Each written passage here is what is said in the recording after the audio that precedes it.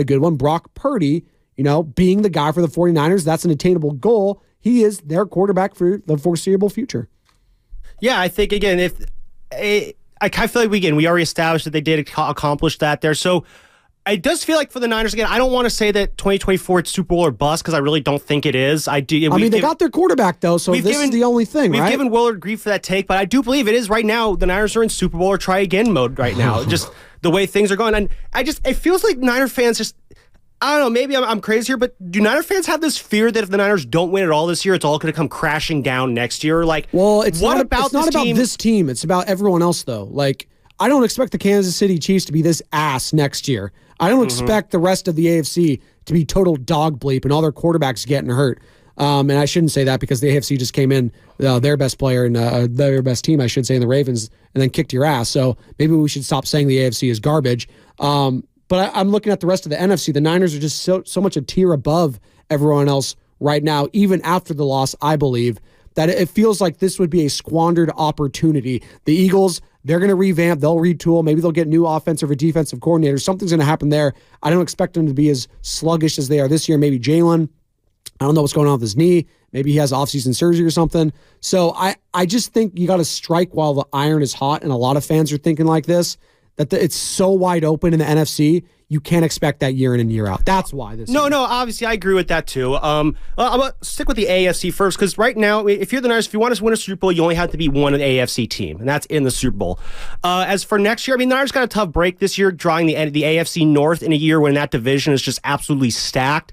They had the AFC East next year, which means you get to go face the Patriots. That'll be in New England, but the Patriots do not look like a tough team right now. You get the Jets, and who knows what state they'll be in. Dolphins, I think they'll be better. I think Rodgers will be back. The defense will stay the same, although Rob Saleh getting tested at reporters yesterday, another loss for them. Maybe he's on his way out. They have a lot of problems in New York right now. Good defense, but a lot of classic Jets, they have lots of problems right now. And then you got the Dolphins next year. They're going to be going, their Dolphins will be coming here next year. And again, Dolphins, they're a good team, but we saw what the Niners did to them last year when Brock Purdy came in. Dolphins, I'm not really quite there yet in putting them as a team that's like one of the elites in the NFL right now. They'll have an opportunity this week against the Ravens. They do have an opportunity this week, and that could very well change how we view them, not just this season, but also going into next year. But I would feel confident with the Niners taking on the Dolphins. The big one is they have to go to Buffalo next year. That's going to be probably their toughest. That's going to be one of their two tough AFC opponents next year. They also, I believe, host the Chiefs next year. So two tough AFC opponents there. They play the Chiefs a lot. Ooh. They do play. Well, it's because they had the AFC West last year. Then, of course, we'll game see. 17. They play the number one in the AFC West. Could be the Raiders. Easy now. Well, I'm just saying, theoretically, if the Chiefs lose the next two, Raiders win the next two. Not the craziest thing. Just saying. Okay, hey, let's root for that because then it'll be an easier AFC game for the Niners. I don't know. Antonio Pierce, that defense, you saw what they're doing. Dave is in Fresno, though, and he wants to jump in on this Brock Purdy conversation. What's going on, Dave? Hey, guys. Good morning. Happy New Year's to you guys. And, looking forward to a happy 2024 for everybody. And again, I just wanted to talk about the Brock situation. And, honestly, I'm in a lot of group chats. I'm a Niner fan, big Niner fan, but it's a very sensitive subject, this Brock Purdy thing. I want to hear what you guys have to say about it, but it's not so wrong. You can tell me if I'm wrong. It's to call him assistant quarterback, where the reason I say that, and I love Brock Purdy, I think he's having a great year, and I think he can help us win the Super Bowl. But I think the difference is between him and other quarterbacks is that you can see that it's a system, and the system malfunctioned on Monday. You can see that, and I think what helps Brock Purdy is the players around him and the play calling, and all those good things have to be in sync for this offense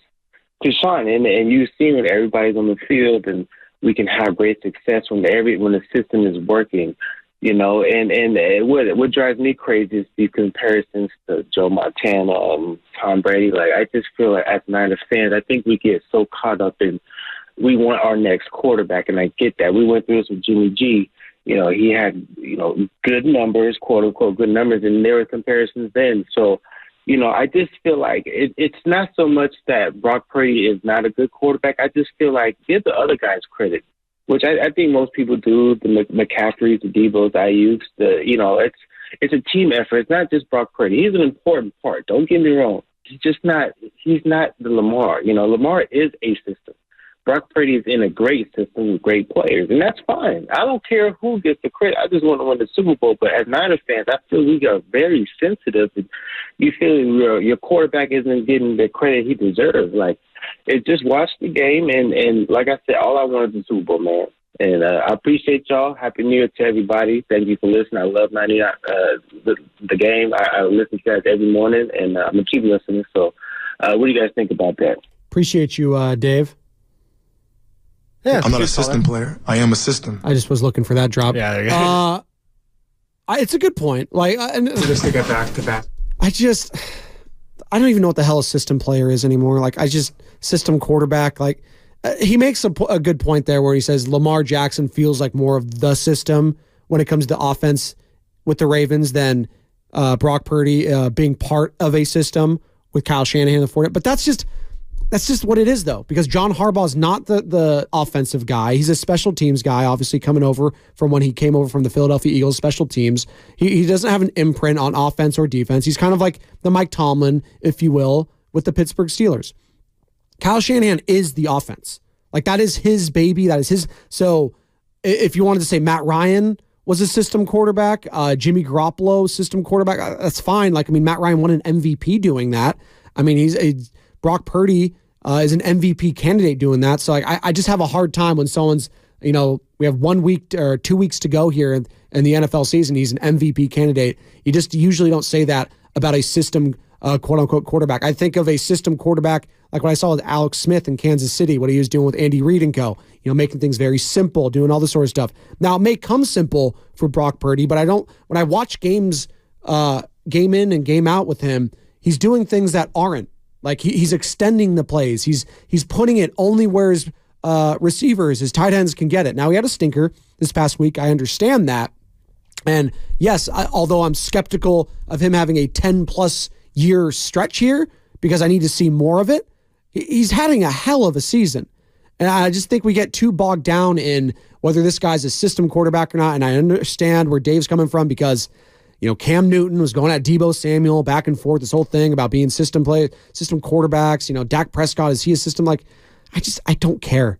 If I'm a fan, and I think that's what he was kind of saying too, Sam, is just, I want to win a damn Super Bowl. So let's stop getting caught up in this whole system quarterback and stuff like this conversation. That's where I'm at anyways. Yeah, honestly, the pushback I have against the system talk is that we saw what the system looked like with Jimmy Garoppolo. It was not as good as it is with Brock Purdy. If it was truly the system, then if it really is truly you plug any quarterback in and any quarterback can succeed in this system, that's been proven that's not the case. Outside of Brock Purdy, Jimmy Garoppolo's had the most success with Kyle Shanahan, and Jimmy was so successful with Kyle Shanahan that every week people were coming in saying they don't want Jimmy as their quarterback. So, if the system's that great, that's I just feel like that's where the system talk really kind of starts to fall apart. You mentioned Matt Ryan. Was he a product of the Shanahan system? Did Matt Ryan have his best year with Kyle Shanahan? Absolutely. Matt Ryan, though, still had a lot of success, Spadoni, in the years prior to Kyle Shanahan's arrival. He had lots of... Sorry. No, real quick. I think that's why he gets a pass real quick. That's why he gets a pass, because he had success prior to Shanahan. And I think I've been saying this, all year long. Brock, unfortunately, gets, he's a victim of his own success in the Kyle Shanahan system because he didn't have success prior to him coming to the NFL, which I think is just flat out unfair. It's not his fault. He was drafted into one of the best offenses in the franchise's history. Also, Brock Purdy wasn't in the NFL. He was in college. That's what I'm saying. Yeah, so it's you can't hold that. It's ridiculous. It's a ridiculous argument to make that, he was made no, that's the situation that Brock Purdy's in. He's the one who took the situation and ran with it. He's the one who took the situation and did something with it. And so I reject the is Brock Purdy helped by Kyle Shanahan's offense? Absolutely. Same with Matt Ryan. Matt Ryan had his best season ever playing under Kyle Shanahan. That didn't change the fact that Matt Ryan was also a very, very good football player. He had Julio Jones, he had Mohamed Sanu, he had Devontae Freeman, he had Tevin Coleman. He had a hell of an offense. Oh, yeah, one he of the best great of all tools time. Around him. He had a great defense behind him. And again, this is a team that had a lot of success before him, especially under when he was with Mike Smith. They had 4 playoff appearances in 5 years. Now that's a name I've not heard in a long time. My dad always called him Steve Martin. he kind of looked like him. Yeah. You had an 11-win season his rookie year. You had 2 13-win seasons. Like, the Falcons were a good team under Matt Ryan before Kyle Shanahan got there. So it's not just the system. The quarterback does matter. And this is where, again, Brock Purdy, the intangibles of the kid, the way he plays the game, the fundamentals, mistakes aside, he's gonna make them. He's 3, 4 years old, or whatnot. He's just turned 24, I believe. Yeah, he's still on his parents' health insurance. Like, it's just there's still more room to grow for him as a quarterback. And honestly, if you're a 49er fan, that's what should make you really, really excited for the future. I don't think Brock is at his best yet. He can't even rent a car. He's still going to get better. Can't even rent a car yet. He can't even rent a car. He can't even shave. Like, he's going to get better from where he's at right now. Like, think of what he's doing right now, but it will get better. Again, the personnel around him will change. As far as the Brady-Montana comparable, whatever. You know what? Let other people do that. If you don't want to do that, don't make the comparison. Just as long as he is compare him to the other quarterbacks in the league if you want to, because right now he is on a trajectory where coming into next year, he'll be one of the top quarterbacks in the league as far as the rest of the league is concerned. 888-957-9570. Where are we at with Brock Purdy after that performance? What are you looking for Brock in this bounce back this week? Is it a get-right game for the San Francisco 49ers heading into Washington to take on, Washington, D.C., Maryland? I always get confused. They're taking the Commanders on. They're taking on the Commanders at FedEx Field. Ron Rivera, he's probably donezo. They got Jacoby Brissett, although I'll say this, benching Sam Howell, I don't even know why they even did that, because I'd rather see what Sam Howell has left in the tank than Jacoby Brissett. Jacoby Brissett does pose more problems to the 49ers defense than Sam Howell does. Sam Howell likes to turn the ball over. He likes to take a lot of risk. Jacoby, he can hurt you. He's played for a lot of teams. He's been kind of a spot guy, if you will, a career backup, but he can hurt you. He can win some games in this league. He's done that for a multitude of franchises: Colts, Patriots, Cleveland, and now obviously with Washington. So are you looking for a bounce-back performance there? Is it a get-right game? Here's what Brian Baldinger had to say with us earlier in the week. Brian Baldinger, NFL Network analyst, former NFL offensive lineman. Baldy breakdowns on why this is a get-right game for San Francisco. I think this is a get-right game. I think it's a bounce-back, get-right game. You get Brock Purdy's going to put up, I think, a good number against this defense, which is mind-blowing just how poor they are. Nobody's given up more passing touchdowns than the Commanders this year. I think this is a get-right game for everybody. I mean, you want defensive stats, you want touchdowns, you want passing yards, you want McCaffrey to lock up the rushing title. I think this is the game they do it. They have 2 very good defensive players at defensive tackle. I don't see many pass rushers on the edge. And in the back end, they make a lot of mistakes. I just think this is a game you bounce back from.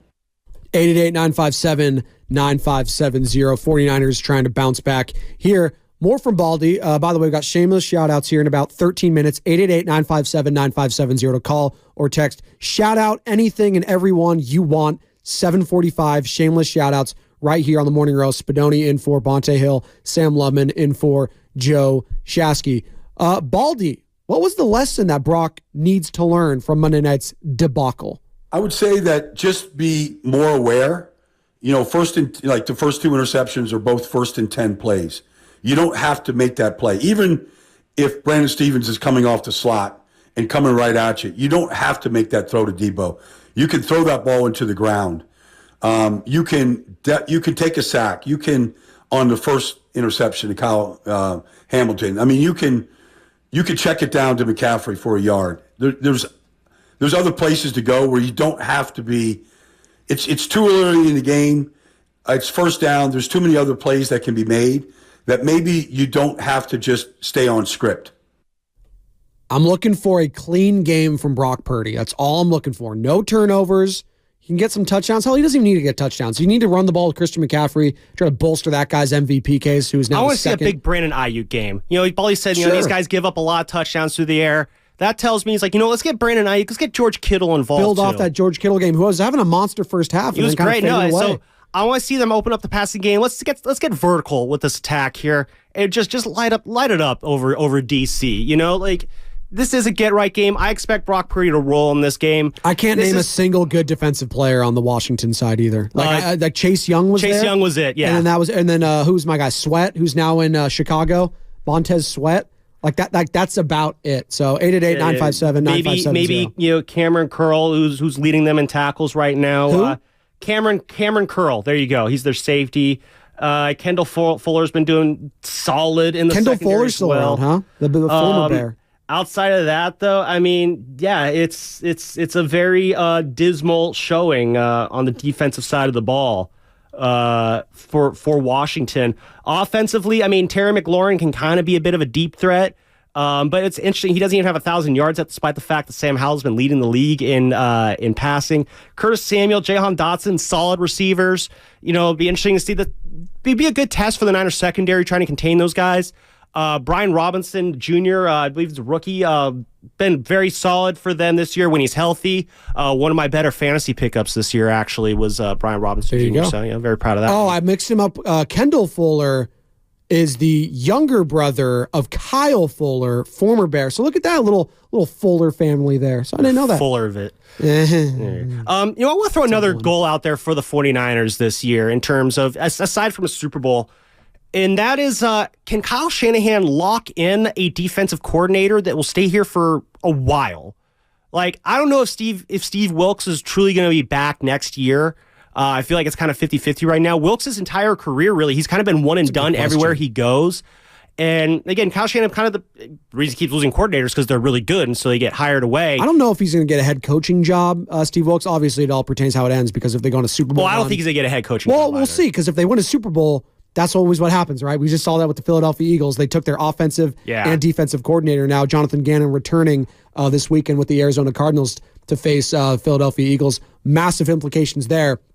Niners rooting for Jonathan Gannon, by the way, because the Niners are tied with the Eagles, with the Lions. You can't have a slip up here, either this week or next week, because two teams are tied with you in the win-loss record. Obviously, the Niners having the tie break over both of them, but you cannot afford a slip up here against Washington or against the Rams. It can't be a look-ahead game, and I don't think that's going to happen for the 49ers. So 888-957-9570.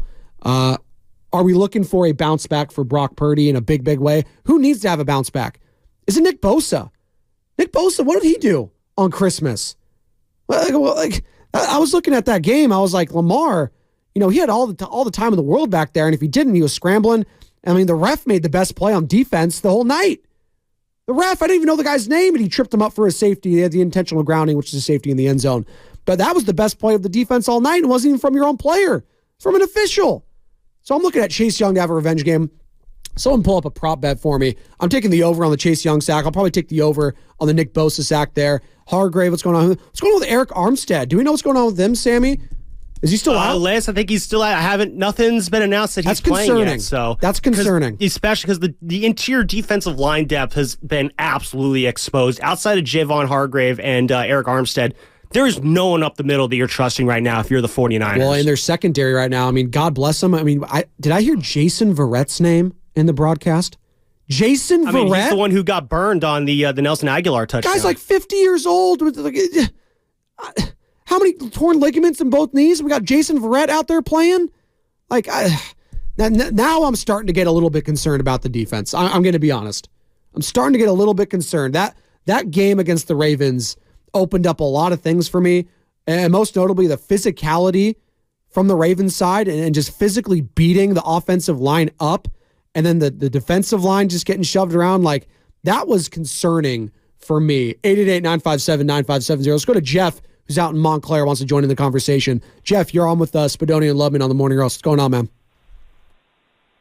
What I haven't really heard a lot of people say about Purdy is that he was pressured 39 times in a game. The offensive line is ranked 29th in pass blocking. Mahomes in the Super Bowl, when he was pressured against the Buccaneers, he only scored 9 points. Yeah. And, because how well Purdy has done, otherwise a couple of those interceptions weren't his fault. Kittle tipped one.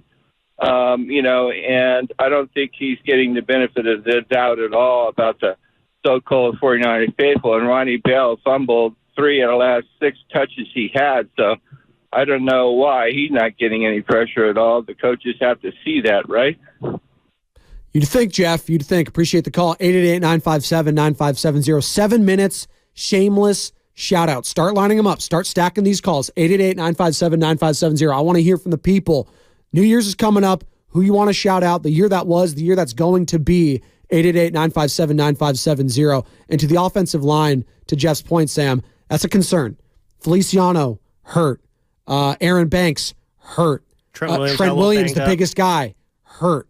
So, I mean, they're getting beat up at the worst time. I don't need these injuries heading into the playoffs. That's the one thing, the saving grace of the season, outside of Talanoa Hufanga being out for the year, and that was a big blow. Jair Brown's showed some flashes, but he's gotten picked on a little bit as of late as well. Like, that's a concern. Mm-hmm. I mean, he mentioned the game against the Chiefs against the Buccaneers in the Super Bowl. I still, in hindsight, I cannot believe the Chiefs are still favored. Not only were they playing in Tampa in that Super Bowl, they were down there two starting tackles, and they were like, "Yeah, we're still taking Mahomes." I mean, that's just how good Mahomes is. Against Tom Brady, you're putting Tom Brady as the underdog at home in a Super Bowl. Easy money. Easy money there. No, it absolutely was. I put money on that game. I won a lot of money on Tommy Brady there. That was just an onslaught. But to Jeff's point, like, I don't care how good your quarterback is. It can be one of the greatest of all time. If he doesn't have an offensive line, he's going to get bullied. And that's what happened this past week. You get into Brock Purdy grill, get into Tom Brady's grill, Patrick Mahomes, Peyton Manning, doesn't matter. They're going to make mistakes. So that's the name of the game, getting pressure on the other quarterback. Even still, though, Brock still held up pretty well under pressure. I don't have the numbers in front of me, but throughout most of the year, I know when you pressure him, he's still able to make you pay. And I think, and Baldy kind of mentioned this too, it's just the Ravens and the Browns too, they just have the personnel to where they could take it to another level with the pressure that they bring. Because teams have tried to blitz Brock all year long, and he's made them pay. The only two teams that he's really struggled against were the Browns and the Ravens, and they just have the personnel. Obviously, you had the Jim Schwartz factor in Cleveland, but they just have the ability to make quarterbacks' lives more difficult than other defenses. And that's another reason why I feel very good about Brock going against Washington is Washington's defense, last I checked, is not Baltimore's defense. I could double check that and make sure, yep, they are. They're still not the same defense. There you go. So in that sense, yeah, like, again, if the biggest problem we have with Brock Purdy is that he's struggling against really, really, really good defenses, which, again, a lot of quarterbacks will do in this league. Remember, this is the NFL. These players are paid to do this. They aren't very good at this. Well, I'm concerned about him getting hit. Like, that's just what I'm at. Like, I want to protect my quarterback. Like, that's I'm not concerned about so much the turnovers. Like, that'll happen. Now, if he does it again this weekend, then that concern. Well, then it's a different problem. But that'll be for our Tuesday. But I want to protect this guy. Like, he cannot be getting hit like this because he's going to be facing some legit pass rushers come playoff time. Micah Parsons being one. Obviously, you know about the Eagles and their front. Haven't been as good as last year. They're still legit. Hassan Reddick is a beast. And then you got the Lions. You can go, Aiden Hutchinson. Aaron Donald with the Rams. Like, there's dudes everywhere that you have got to but those are just dudes, whereas the Ravens and the Browns, they have more of an entire 11-man unit. I mean, they have dudes on those defenses, but that defense on both the Ravens and the Browns, there's 11 dudes on that defense.